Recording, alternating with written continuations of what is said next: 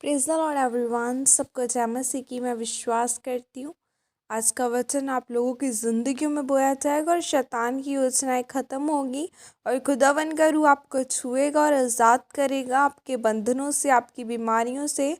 और ये वचन आप लोगों की ज़िंदगियों में 1000 गुना फल लेके आएगा। और मैं उस सामर्थ से भरी और उस पवित्र वचन को पढ़ती हूँ, जो वचन हमें मेरी भविष्यवाणियों की पुस्तक में से परमेश्वर के दास अपोस्टल अंकुर यूसुफ निरूला जी द्वारा और परमेश्वर की दासी पास्टर सोनिया यूसुफ निरूला जी द्वारा दिया जाता है। और मैं उस सामर्थ से भरे और उस पवित्र वचन को मैं आप सभी लोगों के लिए पढ़ती हूँ। आप सबसे अलग होंगे, जैसे कि पवित्र बाइबल निगर्मन 11 की 7 आयत में लिखा है, पर इस्राएलियों के विरुद्ध क्या मनुष्य क्या पशु, किसी पर कोई कुत्ता भी न भौंकेगा, जिसमें तुम जान लो कि मिस्रियों और इस्राएलियों में मैं यहोवा अंतर करता हूँ। आमीन। मेरे प्रियो, परमेश्वर ने कहा जिससे तुम जान लो कि मिस्रियों में मैं यहोवा अंतर रखने वाला परमेश्वर हूँ। बाइबल कहती है कि जब परमेश्वर इस्राएलियों को मिस्र में से निकाल ले आ रहा था, तो परमेश्वर अलग तरह के चिन्हों के साथ मिस्र के राजा फिरौन को डराता था। और परमेश्वर ने मूसा को बता दिया था कि मैं अलग अलग चिन्ह दिखाऊंगा, लेकिन उसे कठोर भी कर दूंगा, ताकि मैं अपनी सामर्थ अपने नाम के निर्मित दिखाऊं।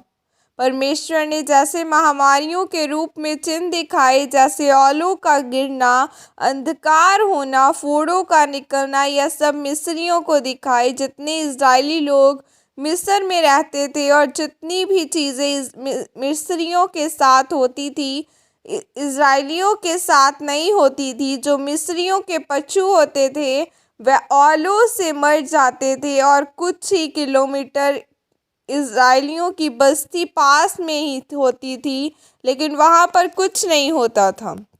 इसलिए परमेश्वर ने कहा कि तुम यह जान लो कि मैं यहोवा मिस्रियों और इजरायलियों के बीच अंतर करता हूँ। मेरे प्रियो, बाइबल हमें क्या बताती है? बाइबल हमें परमेश्वर की इच्छा के बारे में बताती है, दिल के बारे में बताती है, उसकी सोच के बारे में बताती है कि परमेश्वर हमारे बारे में क्या सोचता है। और शैतान उससे उल्टे योजना रखता है। वह हमेशा आपको बाइबल के विरुद्ध चीज़ें बताएगा। याद रखें, जितनी देर तक आप वचन के नीचे नहीं आएंगे, तब तक आप जितना मर्जी कुड़कुड़ा लें, आप आशीष नहीं ले सकते।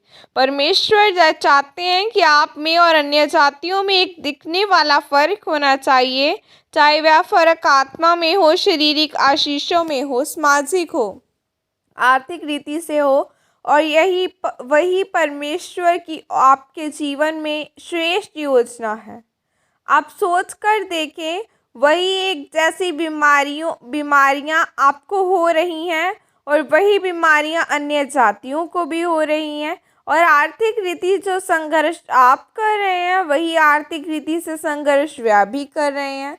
सिर्फ आप में और उनमें यही फ़र्क रह गया है कि आप स्वर्ग जा रहे हैं, लेकिन परमेश्वर ने कहा कि मैं धरती पर भी अंतर करूँगा। जब मिस्रियों ने देखा कि जो हमारे साथ हो रहा है वह इनके साथ नहीं हो रहा, और इसी वजह से वह उनसे डर गए और उनको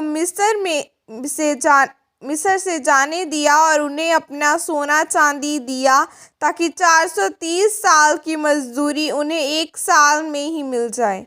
अगर आपके और आपके अन्य जाति दोस्तों में के जीवन में कोई फ़र्क नहीं है, तो इसका मतलब आपको प्रार्थना की, पवित्रताई की और परमेश्वर में लंबा चलने की ज़रूरत है।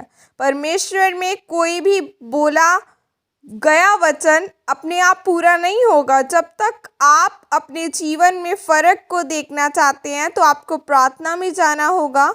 और सबसे पहला जो फ़र्क अंतर आपके जीवन में आता है, वह आत्मिक फ़र्क है। इसीलिए मेरे प्रियो, अगर परमेश्वर में बढ़ना चाहते हो, तो अपने आत्मिक जीवन को बदलें और अपने प्रार्थना के जीवन को, उपवास और वचन पढ़ने वाले जीवन को बढ़ाएं, ताकि आप एक असरदार मसीही बन पाएं। आमीन। और यह प्रार्थना आपकी तरफ से की जाए।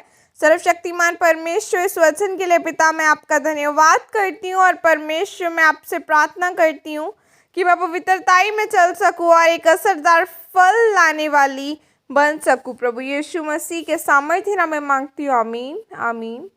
हालेलुया। आज हमें अपनी योजनाएं लगाने की ज़रूरत नहीं है।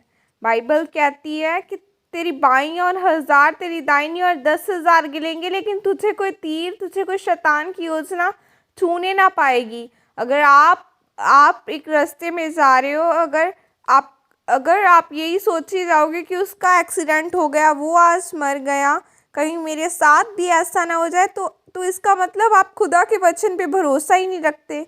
इसका मतलब आप अपनी बातों पे भरोसा रखते हैं, अपनी नेगेटिविटी पे भरोसा रखते हैं, खुदावन के वचन में भरोसा नहीं रखते।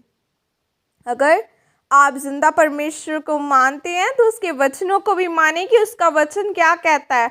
उसका वचन कहता है तू जवान सिंह और नाक को कुचलेगा, तेरी दाहिनी और 10,000 गिरेंगे, लेकिन तुझे कोई तीर, तुझे कोई हानि छूने ना पाएगी। अगर आप उस वचन को सुनेंगे, उसको मानेंगे, उसके अनुसार चलेंगे, तो शैतान की कोई चाल आपको छूने भी ना पाएगी।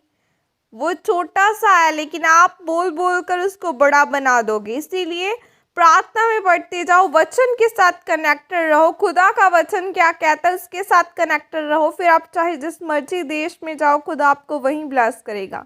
God bless you all. Praise the Lord. जय मसीह की।